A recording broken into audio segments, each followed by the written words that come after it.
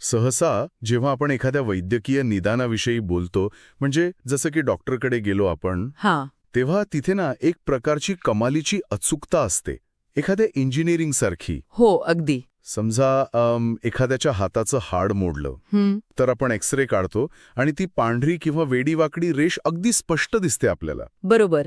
तिथे शंका घेण्यासारखं काहीच नसतं. नक्कीच.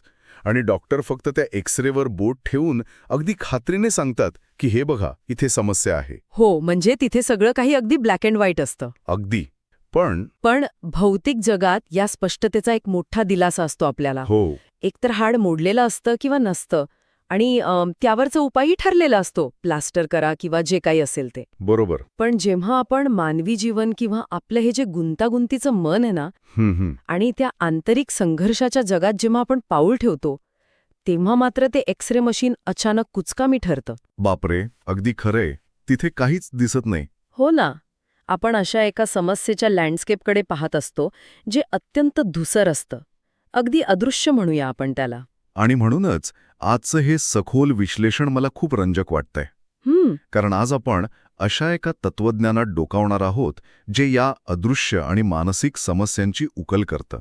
अगदी. आणि ती उकल एका अतिशय साध्या पण तितक्याच प्रभावी उदाहरणातून करतं. हो, ते कुलूप आणि चावीचं उदाहरण. बरोबर. अनेकदा आपल्याला वाटतं की आपल्या समस्या आभाळ्या एवढ्या मोठ्या आहेत. पण आजची ही चर्चा आपल्याला एक वेगळाच आरसा दाखवते. एका साध्या दैनंदिन रूपकातून जीवनातील अत्यंत गहन आणि क्लिष्ट समस्या कशा हाताळायच्या हे आपण आज समजून घेणार आहोत. चला तर मग हे जरा सविस्तर समजून घेऊया. नक्कीच. आपण नेहमी तक्रार करतो बघा की माझ्या आयुष्यातील अडचणी खूप मोठ्या आहेत. हो, रोजच आहे ते. पण जर आपण या साहित्यातील कुलूप आणि चावीच्या रूपकाकडे बारकाईने पाहिलं ना, तर एक वेगळाच दृष्टिकोन समोर येतो. विचार करा, एक भलं मोठं दार आहे. ओके. जे आपल्या आयुष्याचं, आपल्या जीवनाचं प्रतीक आहे. आणि त्या दाराला एक कुलूप लावलेलं आहे, जे आकाराने दारापेक्षा खूपच लहान आहे. हे कुलूप म्हणजे आपल्या आयुष्यातील संकटे किंवा अडचणी. अच्छा, म्हणजे दार मोठं आणि कुलूप लहान. बरोबर. आणि यात सर्वात आश्चर्याची गोष्ट म्हणजे त्या कुलूपाला उघडणारी जी चावी असते ना, ती तर त्या कुलूपापेक्षाही लहान असते. अरे वा. हे अगदी एखाद्या, काय म्हणतो आपण त्याला, एखाद्या महाकाय फॅक्टरीला किंवा मशीनला नियंत्रित करणाऱ्या एका छोट्या मायक्रोचिप सारखं आहे.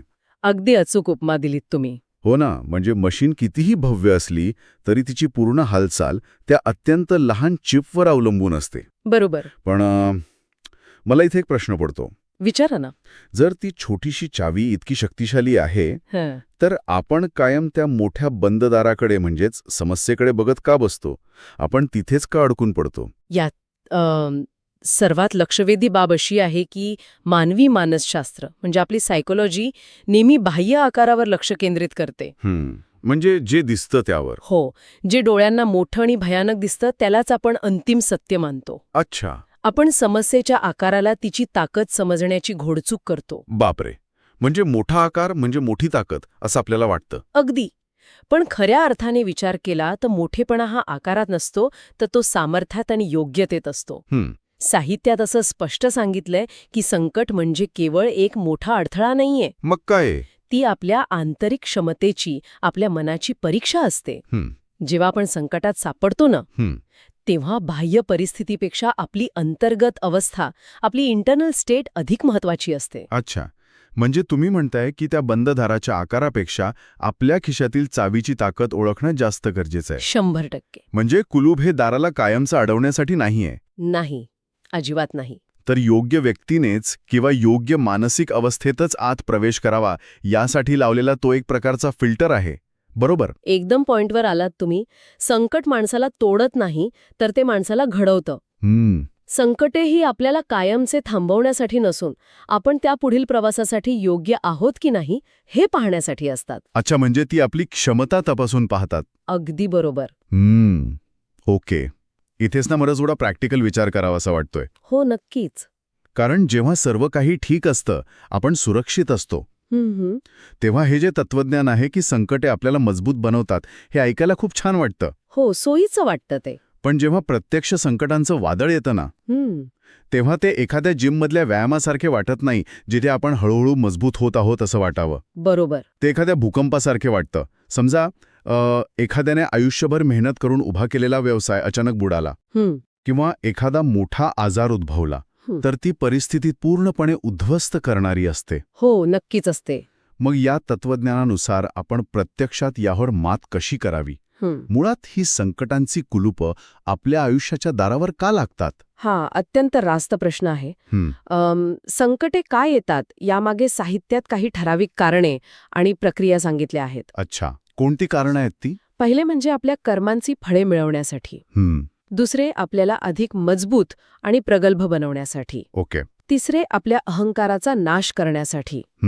आणि चौथं कारण म्हणजे ईश्वरावरची किंवा निसंगाच्या त्या सर्वोच्च शक्तीवरची श्रद्धा वाढवण्यासाठी. यातला तो अहंकाराचा नाश करणे हा मुद्दा मला थोडा अधिक समजून घ्यायचा आहे. हो, सांगते ना. याचं एखादं व्यावहारिक उदाहरण देता येईल का आपल्याला? नक्कीच. कल्पना करा की एक अत्यंत यशस्वी सीईओ आहे. बरोबर.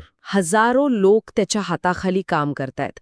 आता जेव्हा सगळं काही सुरळीत चालू असतं, तेव्हा त्याला वाटतं की तोच त्या मोठ्या दारासारखा अभेद्य आहे. म्हणजे त्याला वाटतं की सर्व काही माझ्याच नियंत्रणात आहे. अगदी. मीच सर्व काही नियंत्रित करतोय, माझ्या पैशाने मी काहीही सोडवू शकतो, हा अहंकार त्याच्यात वाढीस लागतो. पण अचानक त्याला असा एखादा गंभीर आजार होतो जो पैशाने किंवा सत्तेने बरा होऊ शकत नाही. बापरे. म्हणजे तिथे त्याचा हा भ्रम तुटतो की त्याच्या हातात सर्व नियंत्रण आहे. बरोबर. तो आजार, ते संकट म्हणजे त्या दाराला लागलेलं कुलूप असतं, जे त्याला अचानक जमिनीवर आणते आणि जाणीव करून देते की मानवी नियंत्रण अत्यंत मर्यादित आहे. खरंच. आणि मग इथे या तत्वज्ञानातील प्रॅक्टिकल भाग समोर येतो. तो कसा? आपण नेहमी हे माझ्यासोबतच का झालं असा प्रश्न विचारत बसतो आणि तक्रार करत राहतो. हो, आपण विक्टिम कार्ड खेळतो. अगदी. पण यातून बाहेर पडण्याचा मार्ग म्हणजे संकटांना घाबरून न जाता त्यांना समजून घेणे. पळून जाण्याऐवजी त्यांना सामोरे जाणे. आणि सर्वात महत्वाचे म्हणजे परिस्थितीचा स्वीकार करणे. म्हणजे परिस्थितीचा पूर्णपणे स्वीकार करणे ही त्या चावीला शोधण्याची पहिली पायरी आहे तर. हो, अगदी. म्हणजे का या प्रश्नातून बाहेर पडून कसे या टप्प्यावर येणे. बरोबर.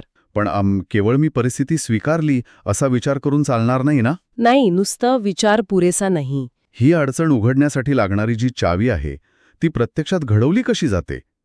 ती काही बाजारात विकत मिळणारी वस्तू नाहीये. इथेच ना महानुभाव पंथाचे संस्थापक साधनदाता प्रभू श्री चक्रधर महाराज यांच्या एका अत्यंत महान शिकवणीचा संदर्भ येतो. अच्छा, कोणती शिकवण आहे ती? त्यांनी सांगितलं आहे, अनुसरल्याचा देव आणि आचरे त्याचा धर्म.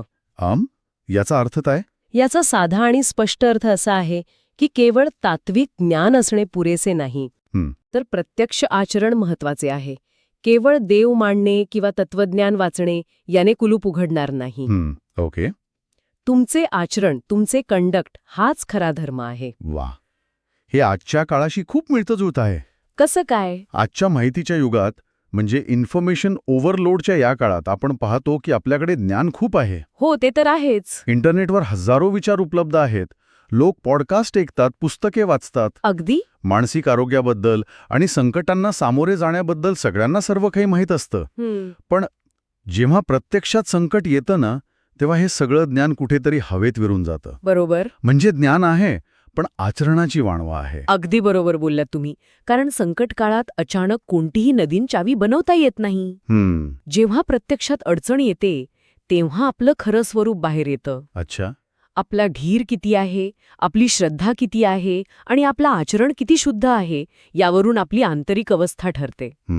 ही चावी कोणतीही भौतिक वस्तू नसून ती लहान लहान सवयींची, विचारांची आणि रोजच्या कृतींची बेरीज आहे. म्हणजे छोटासा संयम मोठं संकट दूर करू शकतो. नक्कीच. छोटंसं सत्कर्म संपूर्ण आयुष्य बदलू शकतं. ही चावी एका रात्रीत बनत नाही. ती शांततेच्या काळात रोजच्या आचरणातून घडवली जाते. म्हणजे जेव्हा संकट येतं तेव्हा आपण अचानक श्रद्धा आणि संयम निर्माण करू शकत नाही. नाही, अजिबात नाही. एखाद्या बँकेत पैसे साठवून ठेवावेत आणि गरजेच्या वेळी काढावेत, तसं हे आचरण आपल्याकडे आधीपासूनच असावे लागते. तंतोतंत. श्री चक्रधर प्रभूंची शिकवण हेच सांगते की फक्त बोलणं नव्हे तर आचरण करणं हाच खरा धर्म आहे. हम्म, कुलूप उघडण्यासाठी चावी कुलूपाच्या आकाराइतकी मोठी असावी लागत नाही. बरोबर. तिचे खाचे म्हणजे तिचं डिझाईन बरोबर असावं लागतं. हा, हे महत्वाचं आहे. तसंच संकटावर मात करण्यासाठी आपल्या आचरणाची शुद्धता हा तो अचूक खाचा आहे. तुम्ही रोजच्या जीवनात लोकांशी कसे वागता, कठीण प्रसंगात स्वतःवर किती नियंत्रण ठेवता, या लहान लहान कृतींमधनं ती चावी तयार होत असते. हा, विचार खरोखरच खूप प्रभावी आहे. पण इथे मला एक शंका आहे. विचारा, जर लहान सवयी, शुद्ध आचरण आणि सत्कर्मे ही चावी घडवत असतील तर मानवी मन खूप चंचल असतं ना. हो, ते तर आहेच. आपण 2 दिवस चांगल्या सवयी पाळतो आणि तिसऱ्या दिवशी पुन्हा जुन्या ट्रॅकवर येतो. अगदी सगळ्यांसोबत होतं हे. मग ही चावी कायम तीक्ष्ण आणि प्रभावी ठेवण्यासाठी, तिचे खाचे योग्य ठेवण्यासाठी असा कोणता दैनंदिन उपाय आहे जो आपल्याला यात सातत्य राखण्यास मदत करेल? या तत्वज्ञानात यावर एक अत्यंत सोप्पा आणि अंतिम उपाय दिला आहे. अच्छा. कोणता? आणि तो उपाय आहे नित्य नेमाने नामस्मरण. ईश्वराचे किंवा सर्वोच्च शक्तीचे सतत स्मरण करणे. थांब. इथे मला थोडा प्रतिवाद करावासा वाटतोय. हो, बोला ना. नामस्मरण किंवा जप करणे जेव्हा सर्व काही सुरळीत असतं तेव्हा हे ऐकायला आणि करायला खूप छान वाटतं. पण समजा मगाशी म्हटल्याप्रमाणे एखाद्यावर बँक दिवाळखोरीची वेळ आलीये, बरोबर, किंवा घर लिलावात निघण्याची नोटीस आलीये. अशा वेळी फक्त एका जागी बसून देवाचं नाव घेत राहणं हे अत्यंत निष्क्रिय वाटत नाही का? मला समजतोय तुमचा मुद्दा. म्हणजे कदाचित हा एक प्रकारचा पळपुटेपणाही वाटू शकतो. हे नामस्मरण प्रत्यक्ष ती आर्थिक अडचण कशी सोडवणार? हा अत्यंत रास्त आणि प्रॅक्टिकल प्रश्न आहे. आणि वरवर पाहता तसं वाटणं स्वाभाविकही आहे. हो ना. पण जर आपण याच्या मागील मानसशास्त्रीय प्रक्रियेचा म्हणजेच मेकॅनिझमचा विचार केला ना, तर चित्र खूप स्पष्ट होतं. जेव्हा दिवाळखोरीसारखं मोठं संकट येतं तेव्हा आपल्या मेंदूत काय होतं? प्रचंड पॅनिक होतं. अगदी. आता माझं काय होईल, माझं कुटुंब रस्त्यावर येईल का, बरोबर. अशा विचारांचं एक दुष्टचक्र सुरू होतं. बरोबर. माणूस या विचारांमध्ये इतका अडकतो की तो पूर्णपणे पॅरालाइज होतो. त्याला काहीच सुचत नाही. हो, आपला मेंदू फाईट और फ्लाईट मोडमध्ये जातो. हां, आणि आपण तार्किक विचार करणं पूर्णपणे थांबवतो. बरोबर. सगळीकडे फक्त अंधार दिसतो. अगदी तसंच. आणि इथेच नामस्मरण एक कॉग्निटिव्ह अँकर म्हणून काम करतं. अच्छा, कॉग्निटिव्ह अँकर. हो, जेव्हा तुम्ही एकाच साध्या, सकारात्मक आणि ईश्वरी शब्दावर लक्ष केंद्रित करताना, तेव्हा तुम्ही ते पॅनिकचं दुष्टचक्र तोडता. हे नामस्मरण तुम्हाला भविष्याच्या त्या निराधार भीतीतून बाहेर काढतं. ओके. आणि वर्तमानात या क्षणात घेऊन येतं. ते तुम्हाला जाणीव करून देतं की जगातल्या प्रत्येक गोष्टीवर माझं नियंत्रण असू शकत नाही. खरंय. आणि गंमत म्हणजे नियंत्रणाची ही खोटी भावना सोडून दिल्यावरच तुमच्या खांद्यावरचं ओझं कमी होतं. वा, म्हणजे तो काही असा चमत्कारिक मंत्र नाहीये जो तुमचे बँकेचे हप्ते भरेल? नाही, तसं अजिबात नाही. तर ते एक सायकोलॉजिकल रिसेट बटन आहे. अगदी अचूक शब्द वापरलात, रिसेट बटन. ते तुमच्या डोक्यातील गोंधळ आणि भीती शांत करतं, बरोबर, जेणेकरून तुम्ही शांतपणे विचार करून तो फायनान्शियल प्लॅन बनवू शकता किंवा एखाद्या वकिलाचा सल्ला घेऊ शकता. अचूक. समस्या सोडवण्यासाठी लागणारी मनशांती मिळवण्याचं ते एक प्रभावी साधन आहे. आपण नेहमी परिस्थिती बदलण्याचा प्रयत्न करतो, बाहेरचं कुलूप तोडण्यासाठी आपली सर्व ऊर्जा वाया घालवतो. बरोबर. पण खऱ्या अर्थाने आपल्याला फक्त स्वतःमधील श्रद्धा आणि संयम या चावीला आकार द्यायचा असतो. अच्छा. नामस्मरण हे त्या चावीला धार लावण्याचं काम करते. ते आपल्याला नेहमी सजग ठेवते. जो मनुष्य हा विचार करून आपला रोजचा प्रवास करतो त्याला कोणतीही अडचण लहान वाटते. वा. तो आनंदाने अंतिम ध्येय साध्य करण्याच्या दिशेने पावले टाकतो. हे अंतिम ध्येय म्हणजे नेमकं काय? या तत्वज्ञानात त्याला कैवल्यगडाचे स्वरूप प्राप्त करणे असं म्हटलं आहे. कैवल्यगड हे ऐकायला खूप गूढ वाटतंय. याला पण साध्या भाषेत कसं समजावून सांगू शकू? आपण याला एक प्रकारची अढळ मानसिक आणि आध्यात्मिक शांतता म्हणू शकतो.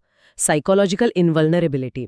अशी अवस्था जिथे बाहेर कितीही मोठे संकटांचे वादळ आले असले तरी तुमच्या आतल्या शांततेला तडा जात नाही. कारण तुम्हाला पक्क माहीत असतं की नियंत्रण ईश्वराच्या हातात आहे आणि तुमच्याकडे योग्य आचरणाची चावी आहे. वाह. हा कैवल्यगड म्हणजे कोणतीही भौगोलिक जागा नाहीये. तर ती मनाची अशी एक सर्वोच्च सुरक्षित अवस्था आहे जिथे बाह्य परिस्थिती तुम्हाला विचलित करू शकत नाही. खूपच सुंदर. या चर्चेतील एक वाक्य मला इथे सांगावंसं वाटतं, जे मला वाटतं या संपूर्ण विश्लेषणाचा गाभा आहे. कोणतं वाक्य? तुम्ही दार नाही आहात, तुम्ही कुलूप सुद्धा नाही आहात, तुमच्यातच चावी आहे. अगदी बरोबर. खूपच समर्पक वाक्य आहे हे. हे समजायला सोपं वाटतं, पण तरीही सातत्य राखणं किती कठीण असतं ना. हो, तेच तर मोठं आव्हान आहे. आपण नेहमी स्वतःला समस्या मानतो किंवा संकटाचाच एक भाग मानतो, पण प्रत्यक्षात आपण तर तो उपाय आहोत. आणि म्हणूनच हे आचरण संकट काळातच नाही तर दैनंदिन जीवनाचा भाग असायला हवा. कारण आयुष्याच्या दारावर कांच महल सा तन यह तेरा एक दिन चकना चूर होगा. जिस यौवन पर इतराता तू वो मिट्टी में दूर होगा. सुंदरता सब धरी रहेगी लगेगा जब कल का फेरा. स्पष्ट होतं आपलं जीवन हे एक विशाल दार आहे आणि त्यावर येणारी संकट कुलूपे आहेत. बरोबर. समस्येचा आकार कितीही मोठा असला तरी तिला सोडवणारी जाणीव आपल्या आतच आपल्या अंतर्गत अवस्थेत असते. केवळ माहिती कोई असण्यापेक्षा संगी ना कोई साथी, भीड़ पड़ी सब हट जाएंगे. तन की चमड़ी जल जाएगी, हंस अकेले उड़ जाएंगे. भीतर झांक ले वही है मालिक, बाहर केवल घोर अंधेरा. जे श्रोते आज ही चर्चा ऐकत आहेत, मला वाटतं त्यांच्यासाठी ही दो माहिती दिन अत्यंत का महत्त्वाची है आहे. रैन असेच्या बसेरा. भल्या मोठ्या आकाराकडे बघून पॅनिक होण्याऐवजी दो दिन का है रैन बसेरा. सामर्थ्यवान साधीवर म्हणजेच श्रद्धा, कपट संयम झूठ आणि से आचरण जोड़ा दाना संग नहीं हो जाएगा. पाप पुण्य की गाठड़ी ही बस तू लाद के ले जाएगा. धर्मराज जब लेखा मांगे बहाना ना चले. लावतात. पण मानसिक आणि आध्यात्मिक जगात जेव्हा संकटांचं कुलूप लागतंय तेव्हा ते केवळ एक तुटलेली किंवा मोडलेली गोष्ट नसते. बरोबर. ती आपल्याला आतून अधिक मजबूतपणे नव्याने जोडण्याची संधी असते. एकदम खरंय. आज आपण पाहिलं की आपली अंतर्गत अवस्था बाह्य संकटांवर कसं नियंत्रण मिळवू शकते. पण जाता जाता एका रंजक आणि विचार करायला लावणाऱ्या प्रश्नावर आपण थांबूया. कोणता प्रश्न? जर आपली ही चावी इतकी शक्तिशाली असेल आणि जर कुलूप लागल्याशिवाय आपल्याला त्या चावीचं महत्त्व कधीच समजत नसेल, बरोबर. तर असं असू शकतं का की आपल्या स्वतःच्या खऱ्या सामर्थ्याची आणि श्रद्धेची जाणीव आपल्याला व्हावी, बापरे. म्हणूनच आपण स्वतःच नकळतपणे आपल्या जीवनात या संकटांच्या कुलूपांची निर्मिती करत असतो. खूपच सखोल विचार आहे हा. कारण ज्या दाराला कुलूपच नाही तिथे चावीला काहीच अर्थ उरत नाही. अगदी खरं. याच एका सखोल विचारासोबत आजचं हे विश्लेषण आपण येथेच थांबूया.